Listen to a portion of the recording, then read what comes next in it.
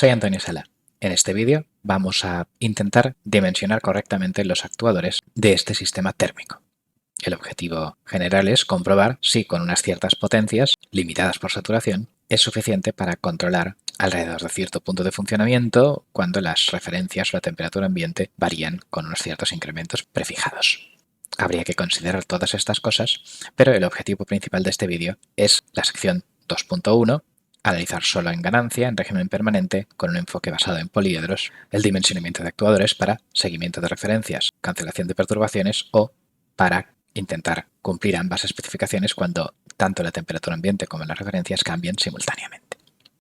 La ecuación de estado es esta de aquí, con ciertas constantes de transmisión de calor. Con estos valores numéricos de parámetros constantes, esa ecuación de estado acaba teniendo estas matrices A y B, y como ecuación de salida vamos a sacar solo la temperatura 1 y la temperatura 2, que son las dos primeras variables de estado, y por lo tanto vamos a poner esta matriz C. Con esto tengo el modelo de la casa, donde aquí tenemos los nombres de entradas, estados y salidas. Nuestro objetivo será controlar alrededor de un punto de funcionamiento donde las temperaturas interiores sean 15 grados superiores a las exteriores. Con el modelo lineal, esta es la ganancia de manipuladas a controladas, manipuladas radiadores controladas las temperaturas de las dos habitaciones. Esta es la ganancia de temperatura ambiente, perturbación, a variables controladas, y con la fórmula de la prealimentación menos inversa de G por G de perturbaciones, esta de aquí, pues multiplicando esto por menos 15, bueno, pues da que necesito unos 6 kilovatios de potencia de actuadores.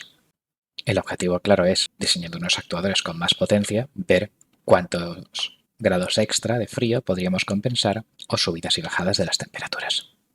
La respuesta temporal de la casa de estas dos habitaciones pues es esta, que claro, que cada radiador calienta la habitación donde está puesta y por transmisión de calor pues acaba calentando un poco la otra. Y bueno, pues esta es la respuesta, que como el objetivo de este vídeo va a ser el régimen permanente, realmente solo nos interesará el valor final de las cosas. Vamos ya a entrar al dimensionamiento de actuadores, utilizando un enfoque basado en poliedros y vértices. Nuestro objetivo va a ser, sabiendo que tenemos unos actuadores de 12 y 10,5 kilovatios de potencia máxima, pues ver si podemos cumplir estas especificaciones de aquí.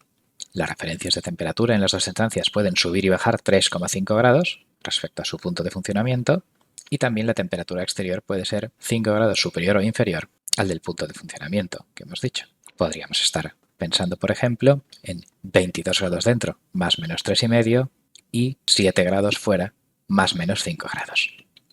El objetivo es comprobar que podremos tener las temperaturas en sus referencias con estas potencias de actuadores. En régimen permanente, como el modelo es incremental, estos actuadores podrán bajar 6,2 y 6,4 desde esta potencia hasta 0 y podrán subir hasta 12 o hasta 10,5.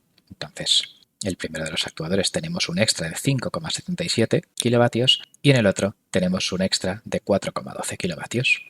Entonces estos van a ser los incrementos disponibles para el actuador 1, primera fila, y para el actuador 2, segunda fila. Es importante ver que en este caso, como no hay exceso de actuadores, las operaciones simplemente necesitarán una inversa. Para controlar dos temperaturas con dos actuadores solo hay una solución, invirtiendo la matriz de ganancia en este caso, porque estamos en régimen permanente y por tanto no deberemos hacer ni pseudoinversas ni manejar poliedros vacíos o no. O sea que este caso va a ser más sencillo conceptualmente. Lo que me piden es un incremento de temperatura 1 y 2 de 3,5, claro, de sus referencias que debo conseguir, un incremento de temperatura ambiente de más o menos 5 que debo compensar. Vamos a analizar ahora solamente el seguimiento de referencias. Si yo pongo las 4 combinaciones posibles de incrementos positivos y negativos alrededor del punto de funcionamiento, pues tengo estas 4 columnas con los valores extremos de referencias de temperatura. Cada vértice lo he puesto en una columna porque así luego podré hacer operaciones matriciales con todos ellos a la vez en vez de ir de uno en uno, que en fin conceptualmente es lo que estamos haciendo, evaluar si satura en cada uno de estos 4 vértices, pero el código de MATLAB está preparado para no necesitar un bucle for. La fórmula básica para seguimiento de referencias es esta de aquí. El incremento de actuador será G-1 por el incremento de referencias. Por lo tanto, el incremento de actuador necesario será la inversa, ¿vale? Este slash así, lo que está debajo, digamos, está invertido, la inversa de esta ganancia entre controladas y manipuladas por cada uno de los vértices de la referencia. Y esto da todo esto de aquí. Entonces, ¿está o no está dentro de límites? Bueno, podría ir manualmente comprobando si el actuador 1 está en el intervalo dado por la primera fila y el actuador 2 está en el intervalo dado por la segunda fila, pero también lo puedo hacer con MATLAB. Simplemente no saturará por arriba si el incremento de Q es menor que la segunda de las columnas, que era el incremento positivo máximo, y no saturará por abajo si el incremento de Q es mayor o igual que el límite negativo, que era la primera columna de esta matriz de incrementos.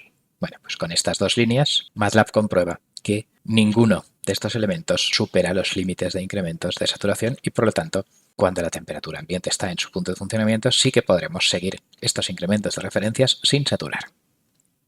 Vamos a hablar ahora de la cancelación de perturbaciones. En este caso, hay que ver esta función de transferencia que ya habíamos utilizado al sustituir aquí por un 15 para calcular el punto de funcionamiento de U, y ahora gastaremos con los incrementos de temperatura ambiente sobre ese punto de funcionamiento para ver los incrementos de actuador. En este caso, la cancelación de perturbaciones de forma aislada solo tengo más menos 5 para conseguir. Esta es la fórmula de prealimentación, G-1 por G de las perturbaciones. Bueno, pues si lo pongo, multiplico por 5 y por menos 5, pues tengo estos incrementos de actuador necesarios que comprobamos que están por debajo de los límites superior todas las opciones y por encima de los límites inferiores. Por lo tanto, también podemos cancelar 5 grados extra de perturbaciones. Lo último que vamos a ver es si podemos cancelar cambios simultáneos de referencia y perturbaciones. Para ello vamos a generar las 2 al cubo, las 8 combinaciones posibles. Por ejemplo, que me pidan 3,5 grados más calientes las habitaciones y que haga 5 grados más de calor, que me pidan bajar 3,5 grados la habitación 1, subir 3,5 grados la 2 y que haga 5 grados más de calor, etcétera, hasta, bueno, pues esta, por ejemplo, sería subir temperatura 1, bajar temperatura 2 y que haga 5 grados más de frío respecto a lo que yo había diseñado. Bueno, pues con todo esto tengo estas 8 columnas que son los valores extremos a los que yo debería hacer frente. Si yo quiero que GU más G perturbaciones por TA en incrementales, digamos, pues sea igual al incremento de referencia, siga la referencia pese a las perturbaciones, pues entonces la acción de control U deberá tener un componente G-1R, que sería pues para conseguir el incremento que me pide la referencia, y otro componente de feedforward, de prealimentación, menos G-1 G perturbación por el incremento de temperatura ambiente. Bueno, pues yo debo comprobar que eso no satura cuando las R's y las TA varían en estos valores extremos. Lo que ocurre es que pues sacando R y TA para tenerlo como un vector de entradas al futuro sistema de control, pues es que esta matriz multiplicada por los 8 valores posibles de este vector no debe saturar. Esto de aquí es la matriz que hay aquí en rojo, ¿vale? Porque este slash lo que hay a la izquierda está invertido y lo multiplico por los 8 vértices y me da 8 incrementos de actuadores para cada uno de los casos que yo debo comprobar si esos incrementos son o no admisibles.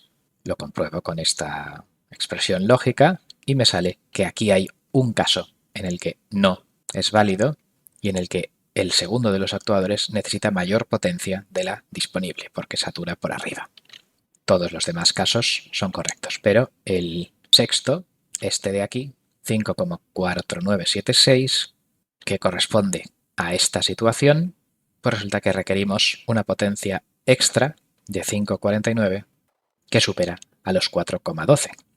De modo que con esta potencia del actuador 2 nos quedamos cortos para simultáneamente verificar todas estas condiciones, en este caso donde hace mucho más frío de lo que nosotros pensamos y no tenemos al actuador 1 ayudándonos porque ahí quieren que haga frío. Bueno, pues esto es lo que dice este 0 de aquí. Claro, si yo quisiera unos incrementos menores, por ejemplo aquí, si yo volviera a ejecutar, entonces en esta nueva situación que antes yo no podía, ahora sí que puedo. Bien, pues con esto finalizamos. Vamos a concluir. En este vídeo hemos analizado el dimensionamiento de actuadores en régimen permanente valor final para este sistema térmico. Nos han dado unas potencias máximas de estos actuadores, las mínimas son 0. Nos han dado un punto de funcionamiento y unos incrementos tanto de referencia de temperatura interior como de temperatura exterior, y nosotros, pasando los valores vértices por la inversa de G, en el caso de solo cambio de referencia, por la fórmula de la prealimentación, en el caso de solo cancelación de perturbación, o por esta fórmula combinada, referencias y perturbación, bueno, pues pasando los vértices correspondientes a cada problema, hemos obtenido los incrementos de Q necesarios y hemos determinado si superan o no superan los umbrales definidos. Cuando se supera algún umbral de saturación, también podemos identificar qué actuador se nos queda corto y qué escenario de perturbaciones es el responsable. Bien, pues esto es todo. Con esto finaliza el vídeo. Muchas gracias por vuestra atención.